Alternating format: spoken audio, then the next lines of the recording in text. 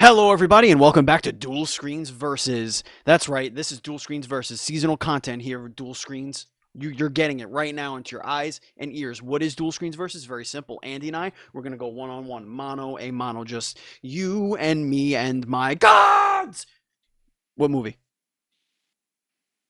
I don't know what that is. Robin Hood Men in Tights. You both lose. Okay, we are going to debate a bunch of topics that our I guest, think you both won that one, Matt. Yeah, I don't know. Yeah, I don't know. our I guest feel like the moderator, our guest moderator here this week is the co-host of Till Death Do Us podcast, the guy who does lots of our logos, our overlays, and he's an overall good dude, and he's a best friend of the show. He is Matt Murray, aka Mista Nuff. How are you doing, sir? Welcome to the show. What's going on, guys? I'm doing great. I'm very glad to be here. We're very excited to have you here. You're one of the excellent personalities out there. And we're very excited to see what you have us debating. We do see the main topics, which of course the first one is round one is going to be a gaming topic. Round two is a movies and television, and then round three is the best ever, where Andy and I will debate what the best ever something is that our guest moderator here picked. But first, we're going to jump right in. We're going to get right into warm-ups, and this is a rapid-fire section of the show where Mr. Nuff is going to ask us 10 questions. Now, I don't remember how we went over this, but I would like to do it this way, Nuff, if it's okay with you. Sure. I would like for Andy and I to each possibly get 5 points this round. So the way that goes is, I think we discussed it was going to be a true or false or yes or no or this or that type question. Yep. So I think what I'd like for you to do is to alternate who you ask the question to, and then we just get a point for the ones that we get correct. Okay, I can do that. And then you could do however you want to do the points. The next rounds, I don't really care, but I think that would be a cool way to start it up. That way, we're not like copying each other's answers and stuff like that. All right? Yeah, I mean, I get some pretty black and white questions here. It sounds very racially charged. I like it. Yeah, no, it is. I like it. No, it is. We're in the Deep South, 1942. We're doing it. Here we are. All right, Mr. Nuff, hit us up. This is the warm-up section. All right, I will start with Steve. Okay. Steve, Yes. Mega Man 2 is the best Mega Man game. True or false? That's correct. 1 point. Woo. All right, Andy, this is to you. If I was a hot dog and I was starving, would I eat myself? Yes or no? Yes, because that sounds metal as fuck. You're goddamn right, and I'd fucking slather myself with barbecue sauce, and I would be goddamn delicious. Yeah. Steve. Yes. Steve, what is my favorite Mario game? Your favorite Mario game is Super Mario Galaxy 2. You lose, sir. Wrong. It's Mario 3. Okay. I was going to say that. Andy. Yes. Bacon is the only pizza topping that you need. True or false? True. That's correct. Good job. Okay. Steve. Yes. Wings or tenders? Wings. You're correct. Good job. Thank you. All right, Andy. Andy, this is a hard one. Is Is it? No. Yeah, that's incorrect. That was a reference to Mike Patton and Faith No More from Epic. The answer was, what is it? Oh, what is it? God damn it. Steve, this is a perfect one for you. I'm glad you got it. Hogan or Hart? Hart. Yeah, that is the correct answer. You get a point. Yeah, right. Andy, Sonic or Mario? Come on. That's a Mario. Yeah, come on. Let's go. Steve, Yes. what was the best scented marker in grade school? Grape. You are fucking 100% right. Damn, that was great. All right, Andy, last question. Oh, boy. Who's the boss? Tony Danza? No, it's fucking Angela, dude. Tony Danza is not the boss. Mona? The score Mona would have been an acceptable answer. The score of after the first rapid fire Danny Pintaro is 4-3. I am winning 4-3. Fucking killing it, Steve. Wow, that was good. That was some good ass warm ups. I wouldn't call that killing it.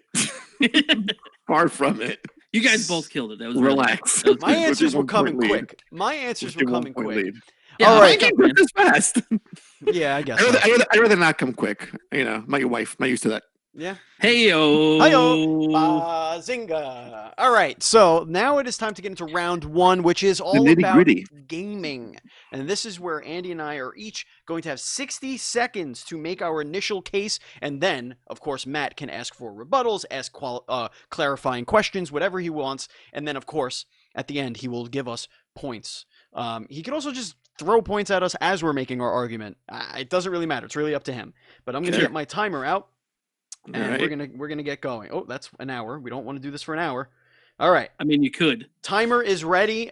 Missed enough. Matt, you pick who you want to go first, and after you ask us the questions. Sure. So I'll aim this at Andy first. But so just to even it out, I think I gave Steve Sure. the first question there. Sure. So this is the gaming topic for debate. Often, Game Pass is called the Netflix of gaming. It's been adopted by 10 million people and is seen as one of the most attractive deals in gaming. However, in part, it is kind of pushing people away from Microsoft hardware because they don't necessarily need to buy an Xbox to utilize it. It's available for PC, and you never know. Maybe it'll show up on other systems as well. Do you think this is overall a good move for Microsoft?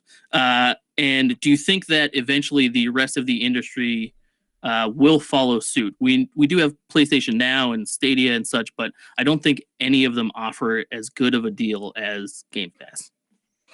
All right, Andy, and begin. Let me know. Good for developers and gamers. Microsoft, not so much, because as a model, it sucks. First of all, the Netflix of gaming. Who wants that? It's not profitable, that model for Netflix. So that's a failure into itself. Now let's talk about actual games on Game Pass. Gears of War 5. Gears of War 5, when it launched, it had about 3 million players in its debut. That's like a huge number for it, but sales 4.5 times less than Gears of War 4. In fact, it was the least selling Gears of War game of all time. So yeah, that's not good. Also, it's, as I'd say, the 39th most played game on Xbox. So they play it for free on the Game Pass, and then that's it. So as far as a model goes, and for others, I'm gonna say no, because Sony and Nintendo, look at their first-party games: Spider-Man, Uncharted 4, God of War, all 10 million plus game sales. Smash Bros. Ultimate, Animal Crossing, Sword and Shield, 16 million plus in game sales. They are not going to give that up. All right, your minute is up. All right. So I'm gonna do. I guess for these, I'm gonna try to do a 1 to 10. I'll give that a solid. I'll give that a solid 8. Oh, thank you. Oh, very nice. Very nice. That was a good argument. All right, let me put that down here. 8. Okay. All right. My rebuttal here. I agree but also disagree, because I feel like what people don't understand is that while yes, you can get these games all on PC's Game Pass, it's pretty much synonymous. That's what people say. Oh, you don't need to buy an Xbox. But remember, children, teenagers, moms that are buying stuff for their kids are not buying $1,000, $1,200, $1,500 computers. Chances are, it's much easier for them to go into a store and drop $400 on an Xbox and then get Game Pass so their kid could play whatever game they want. So it's a very attractive deal to actually sell consoles. The issue that they're having, it has nothing to do with Game Pass, and has to do with the actual first-party offerings that are on it to begin with, because it's few and far in between as far as quality is concerned. So in that respect, it is better than Netflix of gaming, because Netflix isn't selling you televisions, it isn't selling you Chromecasts, it isn't selling you cell phones, it's only selling you their catalog, which is why it's not profitable. But for Microsoft, it can be much more profitable if they could actually give you good enough software to make the hardware worth the purchase. Okay. Follow-up question for both of you. Yes. It is relatively successful as a program for them. And do you think that PlayStation or Stadia or any other company should throw their hat in the ring and kind of use this model, or do you think that there is a future in streaming games in the industry? Who's going first on that? I'll take it first. Yeah, why don't we go for Steve first? Go right ahead. The whole streaming thing is a different argument than Game Pass. That's the instant whatever. What are they calling it? The X Cloud. So Right. xCloud and PS Now. So I'm talking specifically in the idea that you would buy a subscription model to a library of games. Right. So yeah, I think I think that you already see PlayStation and you see Nintendo trying to do something like this. Nintendo unfortunately doesn't have the infrastructure to do it to the extent that we deserve it. If you just look at NES Online, SNES Online, it's a paltry drip of of titles that we get there. PlayStation is constantly adding things to PlayStation Now, and where I think that they obviously fail in that aspect is that uh, PlayStation Plus is it's only the months that you're active, so you can't retroactively get the games that they put up there. It's not a massive catalog. However, we know that what sells Sony consoles is their first party offerings. If they were to do this with their first party offerings, I think they would absolutely sell more consoles, but I don't think it's worth it for them to do that because they're still, as long as they stay the course and don't overcorrect like Microsoft had to do because of their failures this gen, if they just stay the course, they're going to continue to sell the consoles that they can. But my final point being, they are putting games on PC now. Yes, it's several years later, but could this be a door that they're kind of peeking through and putting their foot in one side and seeing and kind of testing the waters? It's very possible that they might be looking at a PlayStation Plus for PC type thing to see what kind of audience they could get there. All right, Andy. I think Sony needs to have some sort of combo deal with PS Plus and PS Now. That will definitely help that get more eyeballs on it. But I would stray away from a day one launch on a PS Now service of a first party game because that would cannibalize sales, undoubtedly. I mean, look at a game like Bleeding Edge from Microsoft. It is, I think, at this point, unheard of. Whatever hype it had, it was gone. No one's playing that game, I feel, on Steam or any other platform. And you think what it takes to make that game investment wise, and again, to go back to Netflix, they poured tons of revenue into these original series shows, and yet the subscriber rate doesn't add up. So they're spending more than they're actually making on their end. So it would take a lot to have other developers like Sony to get to that level. But no, I think what they have now is to have a combo deal for both their services, make it more appealing, and maybe have a game launch on consoles first, only console, then maybe a year down the road have it join the PS Now family to bolster that library up a little bit. Solid answers. So I've given Andy 8 points. I'll stick with that. And I actually think that both of you answered that question equally well. So I'm just going to give Steve 8 points as well. All right. Oh boy, we're neck and neck going to this little area. All right. So is that it for round one? Do you have any other clarifications you want us to make? No, that was all right. solid. Okay. So round two is the movies and television section of the show. So, Mr. Nuff, Matt Murray, take it away. Sure. So I was unsure of which two shows to pick, but I went back to my original two, and I'm sorry, Andy, if this might exclude you a little bit. If it does, we can swap one of the shows out and we'll figure it out. But so I'm gonna write something right now in here. That could be the alternate. I thought your alteration was fine. The original alteration? Yes. Okay. The only reason I couldn't do that, Steve, is I've never seen either of those shows in their entirety. Okay, understood. Yeah. Understood. You're a heathen. Got it. Okay, continue. All right, so I'll go with my original alteration then. Okay. And so we have the cast of Friends versus the cast of The Office in a fight to the death. You can pick 5 from each cast. 5 people. It doesn't have to be main people in the show. Sure. Like you can go to side characters for Friends because there's only 6 of them anyway, so you'd just be excluding one person. Okay. With The Office, obviously, there's a wider berth, but who's on your roster and who wins that fight? Now, because there are 2 shows that we have to make cases for, I'm giving us 2 minutes to make our arguments, Andy. Okay? I feel like you're not making a case for both. You're seeing who would kick the other one's ass. Just seeing a roster and why. There's 10 people we need to clarify. I feel like 60. Here's how we can break this down. All right. I think Matt should pick the 5. No.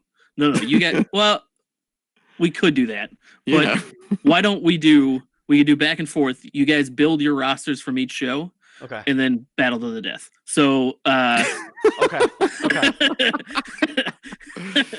Monica and fucking Dwight, man, they're gonna go at it. It's gonna be wonderful. Okay. So we'll go. I'll throw to Andy first on this one. Okay.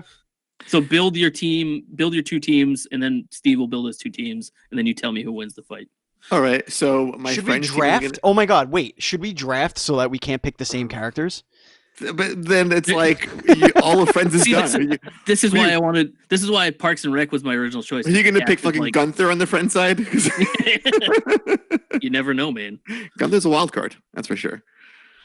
So on the friend side, I would choose Monica, Phoebe, Joey, Rachel, and Ross. Those 5. Okay, you're sticking main cast only. Main cast only, yes. Okay. Main cast. I have my reasons. Okay. All right. Interesting. Okay. I am. Wait. Who's on your office side? Let's see. The thing is, like, I can pick losers, and then I can make my case for why they would lose against fucking Friends. It's a weird situation here. Wait. All right. Let's stop this right here. Right. You pick Friends. Steve, build your office team of 5, and then Okay. you guys are going to debate why your team is going to win. Okay, there you go. That's good. I like that. Although, because Alright. my friends cast was almost completely different. I had Gunther, I had Phoebe, I had Ursula, I had yeah. I had Monica, and I was gonna Marcel is number 5. Fucking monkey. Yes, they rip people's faces apart. Okay. All right. So I am going with Daryl. Good choice. Dwight. Okay. I am going with Mose Okay. because he's nuts. Uh-huh. I am gonna go with Creed for obvious reasons, Yep. Mhm. and my last one is going to be.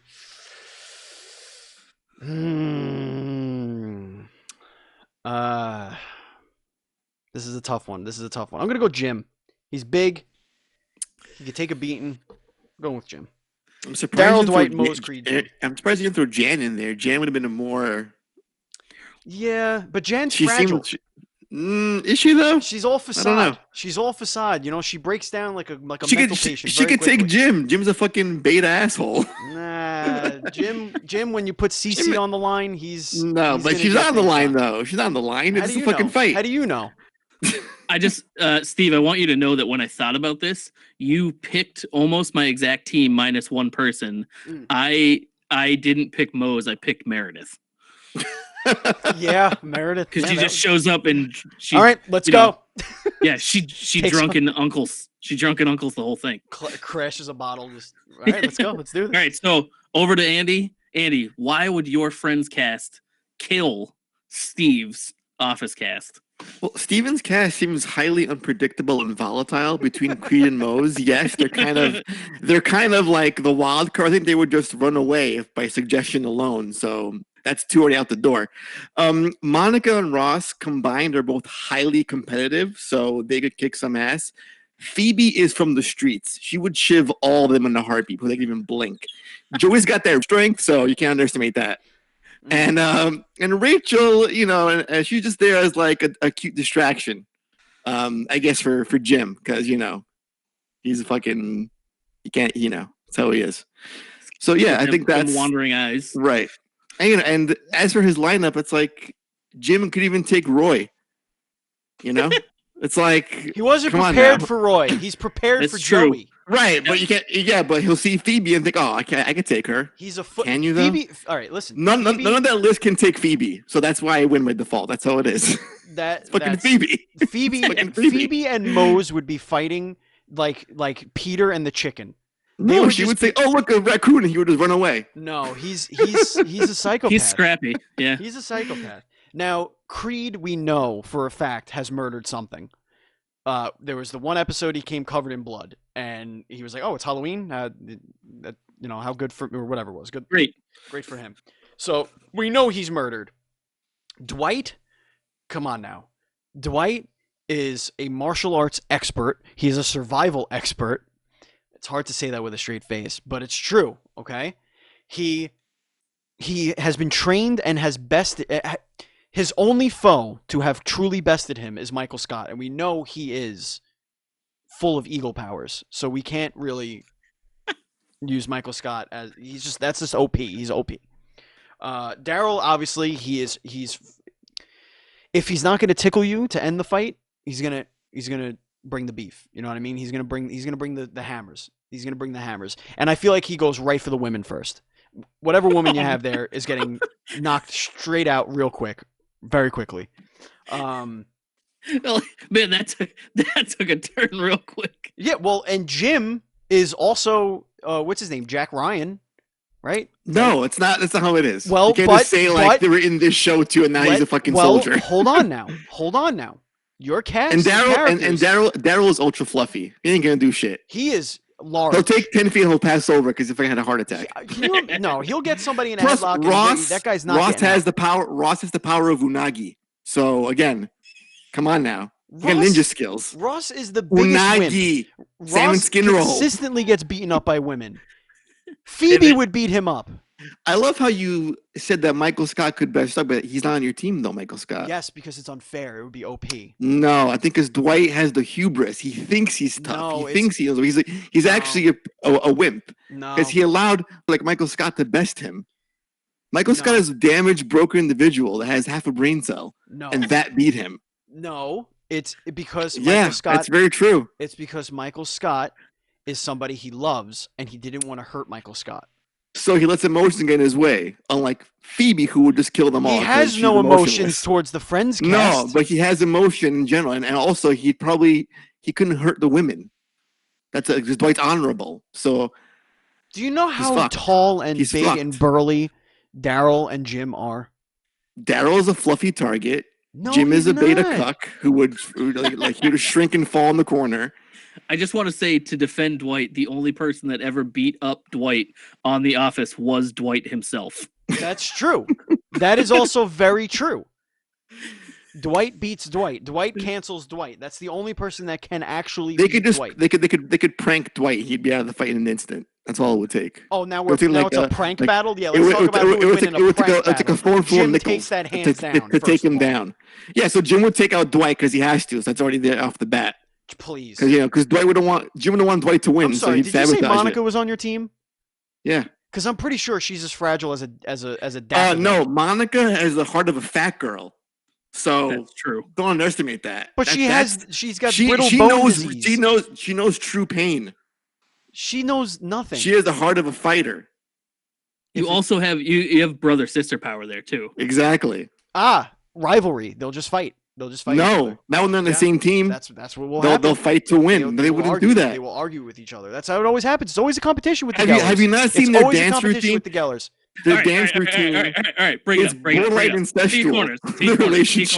T corners. I want quick 30-second closing arguments on why your team would win the fight. My team has 3 sociopaths on it. His only has 1. And Phoebe, again, she would crush them because she's from the streets. She would play dirty. She's one of 5. She would play the most dirty. She could take them all. That's how dirty she could be. Mose and Dwight literally do saw traps. They don't know dirt like she does. What? They don't know. They don't know lives in dirt. They don't know the street Dwight's life. is she dirt. Was homeless. She was homeless. All right. Mose is homeless by definition. She found her dead mother in the oven as she killed herself on Creed Christmas is Eve. also homeless by definition. All right. I'm going to give Andy 7 points, and I'm going to give Steve 8 points. Yeah, you're damn right. Good job, guys. That got way more heated than I thought it was going to. Good job, guys. That was a hell of a debate right there. Woo! Man, I'm kind of glad we went with friends. That was that was a spicy meatball. All right. We got round 3 now. It is the best ever. This is where we're going to argue what the best ever something is. All right. This is way more simple than both of my other questions. And I came up with it very quickly. So I am a gigantic Batman fan. I love comic books, cartoons, the movies, and everything. Who, in your opinion, cartoons included, is the best on-screen Batman? And I threw the last one to Andy first, so I will start with Steve. Does this include Bruce Wayne?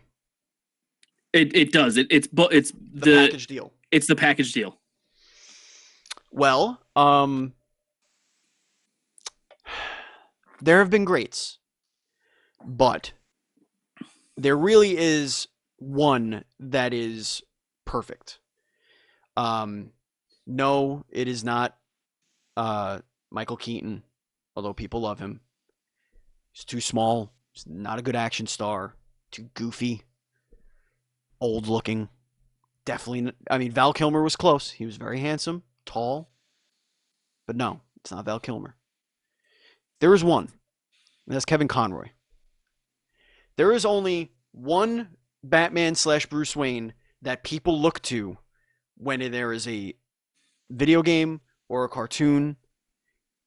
It is him. He is the classic voice of a classic character and possibly the best iteration of the character in both cinema, television, and comic book is the animated series Batman.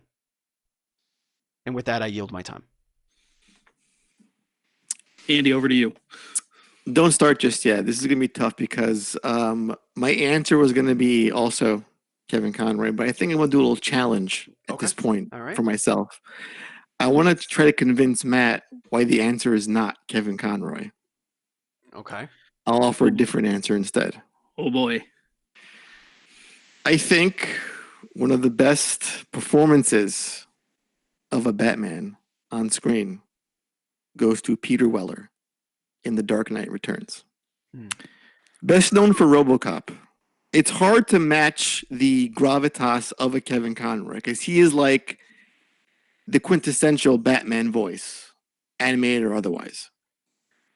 But Peter Weller portraying an old, battered, broken Batman set in the days of an old age where he's lost his family, his closest companions. He doesn't try to replicate what Kevin does. He gives his own spin. Nobody can. And yet, it comes off so memorable that when you look at him, you just don't see RoboCop. You also see Batman, which is a lot for a single portrayal. This isn't like decades of playing Batman. He's not a one-trick pony like Kevin Conroy is.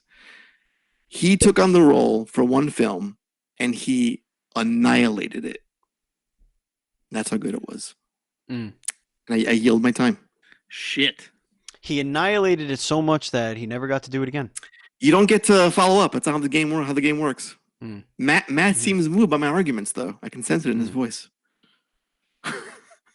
That was a really, really, really, really good counter argument. Because, like, in my brain, Kevin Conroy is Batman. Like, when I read Batman comics, I read them in Kevin Conroy's voice. Yeah, of course. So we all do. Yeah, it just he's the guy. Right. But that was a really great. So, like, I don't know that I'm trying to pick a winner or a loser here. But, like, if this was a court of law. Interesting. I like your approach. I do actually feel like Andy did great justice to his side of that case. Oh man, this is a tough one. I mean, if you got questions, we could. I know. I'm trying to think. I'm trying to let it simmer. Yeah, let it simmer. Just let it ferment. Let it marinate in there. Yeah. Like what? So, man, if I don't know if I have any follow-up questions. Those were great arguments from both of you. I will leave one final thought with you, Matt. Okay. And then I will, you jerk. Okay. The fact that I made you question Kevin Conroy of itself shows you my compelling case for Peter Weller. It's true. I will let Steve have a follow up to that. It's just this. It's a fairness. very simple follow up. It's fine. Okay. It's fine. Okay. The fact that you needed to be reminded of Peter Weller as Batman goes to show you it was not as memorable as you think it was. And I am darkness, I am the night, I am Batman. How did you just hear that? You didn't hear me say it. You heard Kevin Conroy say it. I mean, I literally heard you say it, but I mean, in my brain, you know what I mean. Somewhere in my brain, it translates to Conroy. Right. All right. So, all right, this is going to be weird scoring because I like it. That's the point. I You agree each get with 5 pineapples. No, yeah, you guys get 17 batarangs each. I agree with Steven that was my, if I were to say what my personal view on who the Batman is, it's definitely Kevin Conroy. However, I think that the argument that you presented is really valid and you presented it really well. So I'm going to go with 8 points to Andy and 7 points to Steve. Interesting. That's interesting. Now, this is where we're going to tally up the points and see who won this thing. All right. So the first, the warm-up segment, I got 4 points. Andy got 3. Round 1, we both got 8. So that puts me up by 1. Okay. Then round 2, I won by 1. That puts me up by 2. And then round 3, Andy won by 1. That puts me back up by only 1. So by 1 point, I am the victor. Of course, unless there are some shenanigans that Mr. Nuff wants to do. I want to challenge something though. Challenge. I feel like the Mega Man question lingers high in my mind. So wait, I want to ask Steven a question. Yes. And Nuff, pay attention. Mm-hmm. Mega Man 2 Mm-hmm. is not the best Mega Man game, correct? No, it is not. What is the best Mega 4. Man game? I'm gonna say false on that. Mega Man 3 is the best, and for one main reason, and that's Proto Man. Now, this is a very hotly debated topic, and most Mega Man 4 is indeed great. Most people default to 4. Only the nitty gritty people like you go to 3. No, most default to 2. It's a lot like people. It's a lot like how people. Steve, hold on. Steve, in fact, Steve, no one goes to 4. Steve, everyone goes. I just want you to take a minute. Yeah. And I want you to understand what my Google Chrome profile picture is. He doesn't know who that is, Matt. That's how it is. Oh no, I get it. No, I get it. But that doesn't mean that the two of you are right. Everyone you ask, they're like, "Oh, 4 is the best one." No. This is the level I would say without a doubt, no one ever says Mega Man 4. I don't believe you. No one says Mega Man 4. They will all say 2 because they think they have to say 2. Right. But Mega Man 3 is the true Mega Man best game. It had at least we can all agree one is not that good. It gave us Rush. Correct. And it gave us a slide. Now, that's correct. The slide was the key. Yes. I feel like the argument for Mega Man 3 or Mega Man 4 in verse 3 is a lot like how people like to shit on Batman Forever, but it's really not that bad. It's really not that bad. Two-Face is an atrocity in that film. He tried to play like Joker, which is what's bad about that. Well, but like the problem is that both Tommy Lee Jones and Jim Carrey both tried to be the Joker in that movie. Tommy Lee of them were supposed to be the Joker. Feared being upstaged by Riddler's performance, so he had to play like a kooky, insane Joker-like character. Also, like fucking a spandex question mark suit. Yeah, like that's what you go with. Where is that? Hey, he looked damn good. Those are delicious looking thighs. I think you showed me this points being deducted, Matt. That's how I take it at this point. Oh no, they're locked in. he's They're locked in. defending. They're locked He's in. defending. I just think it's more of a fun movie than people give it credit for. Fun, yes. And Good, no. so we're bat nipples, but we're not debating fun here. Hey, we don't talk about Batman and Robin. We're not talking about Batman and Robin. That was how can you defend Batman Forever? And I love Jim Carrey. Mm-hmm. But as far as a Batman movie goes, that movie is an atrocity. I think it has some good set design. It's I think. Oh yeah, it's like when a film wins circus... best costume but sucks dick. You mean like Suicide Squad? It's like Cats. It won best costumes. The one caveat I'll give you is that it might have the single best back and forth between Batman and Robin on screen, and it's when they're climbing to the fortress that Nigma has made himself, that the Riddler has made himself, and he looks at Batman and he goes, "Holy rusted metal, Batman!" And Batman goes, What? And he goes, "The whole island. It's made of holy rusted metal." And like it's the metal. It's rusted. Yeah, it's full of holes. Yeah, it's full of holes. What? Yeah, it's a God tier writing. That's like the back credit card from Batman and Robin. Never leave home without it. Never leave home without it. You know what's funny about that is that they made I think it might have been MasterCard though. I don't know if it was Amex, but in the beginning of the VHS for the '89 Batman, there was the McDonald's commercial where Batman goes through the drive-thru in the Batmobile and he uses a credit card and also says "Never leave home without it" or whatever it was, something like that. It was like the Bat. I don't know whatever the hell it was, but it was like Bat Visa. It was something. It was like I think it was MasterCard, but the Batster card. Yeah, the Batster card. First of all, you kind of need a social to open one of those, but whatever. It is what it is. All right, that's going to do it for us here. That was a lot of fun. Matt, thank you so much for doing this with us. No problem. Thanks for letting me hang out and do this. So where can everybody listen to your podcast? Where can they find everything that you do? All that fun stuff. Sure. I mean, so you guys can see some of my work every week when you guys do the Gamescast. You can find our podcast, me and my wife, Till Death Do Us podcast, on all the major streaming networks.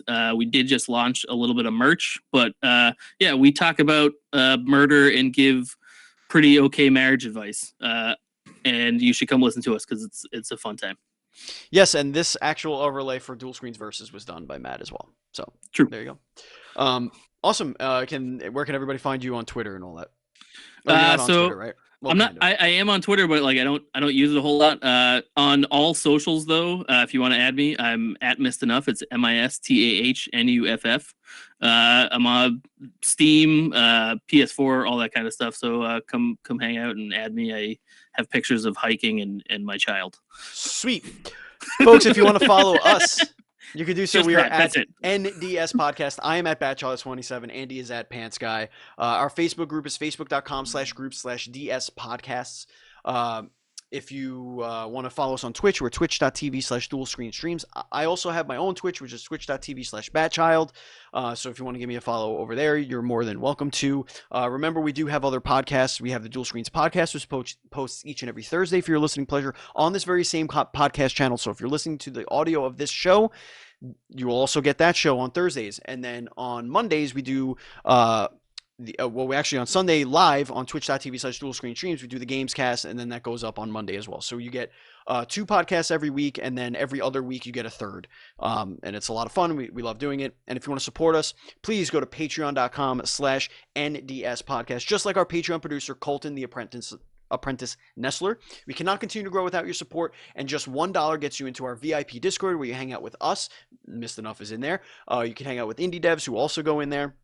It's a great place to hang out and get to know each other, and we play games together all the time. You also get a bonus episode every month, and you also get to vote the topic of said bonus episode, and that's all just for $1. So again, that's patreon.com/NDS podcast. Thank you so much for joining us. Thank you, Andy. Thank you, Matt. It's been an absolute pleasure. And as always, please be excellent to each other.